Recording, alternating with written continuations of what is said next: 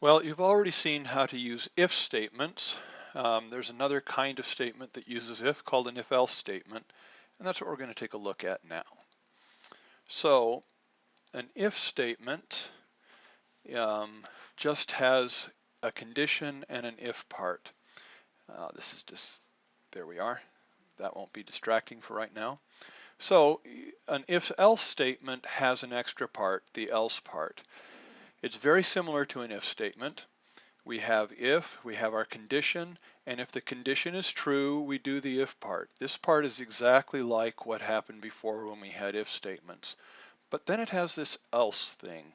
Well, this else part gives us additional statements, and these are statements that we do if the condition is false. So if the condition is true, we do this part. If the condition is false, we do this part. So it helps us choose between two alternatives. When we know that we want to do one of the two things, but we want to do one of them under certain conditions, and if those conditions don't exist, then we want to do the other one. So one last time, condition true, we do the if part. Condition false, we do the else part. So that's how an if then else works.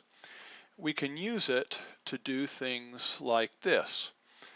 We come in here, we select the picture, but now you notice I click the picture and it flips back and forth, and I can reload, and if I start with a female narcissist, it flips as well back and forth between a female and a male narcissist, and then the rest of it works the way it did before. So let's take a look at the code and see how this works. First of all, up here we have two properties, and each of them has a picture. So we have the male narcissist JPEG and the women narcissist or female narcissist JPEG.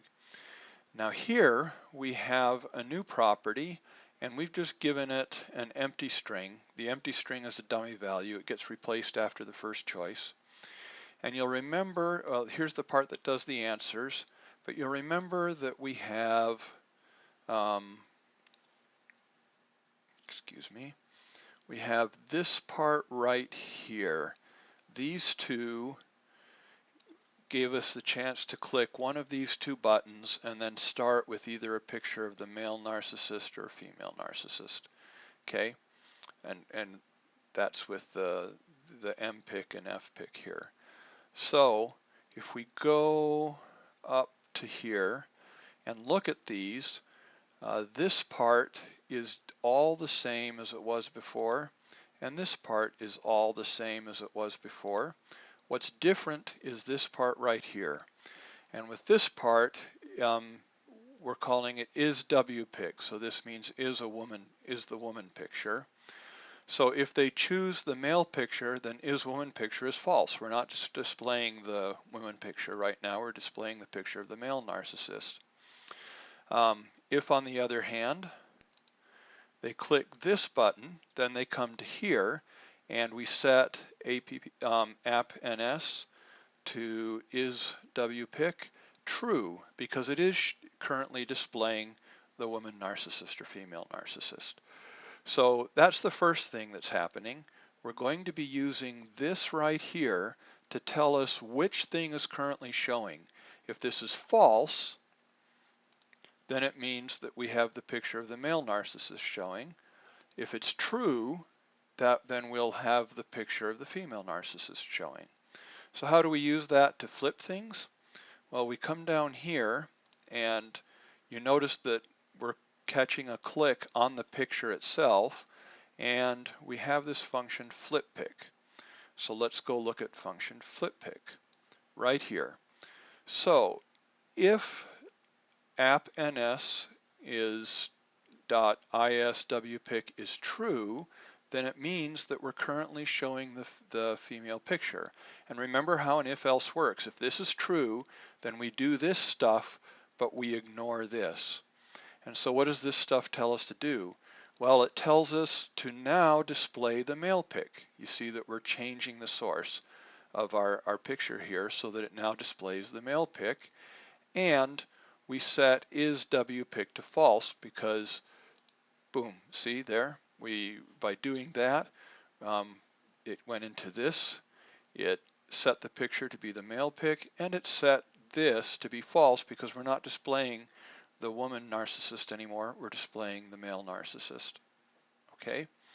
Now that I'm displaying the male narcissist, what happens when we come down through here again? When I click the image here, this is going to call flip pic, and the value of is WPIC, let's see, where are we? Oh, sorry, flip pic right here, flip pic. So the value of is WPIC is going to be false because this is true, remember, only if we're displaying the picture of the female narcissist or the woman narcissist. Since we're displaying the male narcissist, this will be false. Now because it's false, we skip this part, but we do the else part. So we come down to the else part, and what does it tell us to do? It tells us to change the image to that of the woman or female narcissist, and to set this to true because now we'll be displaying the picture of the female narcissist. And I click that, and that's exactly what happens. Now once I get done with this, you know that this here appns.isWpic is now going to be is going to be true because we're here. So the next time we come through, this would be true, and we would do the code that flips it to the male picture. And so you can see how the if-else helps us flip back and forth. And we have this little variable here that keeps track of where we are, and every time we make a change, we change the value of that variable. So if it does this part one time, it'll do this part the next time. Then after it does this part, it'll go back and do this part again because of the way that we keep switching the value of appns is WPIC. So that's how we can use if-else statements to do things where we have two alternatives and we want to do at least one of them. And in this case, we're using it to flip the picture back and forth.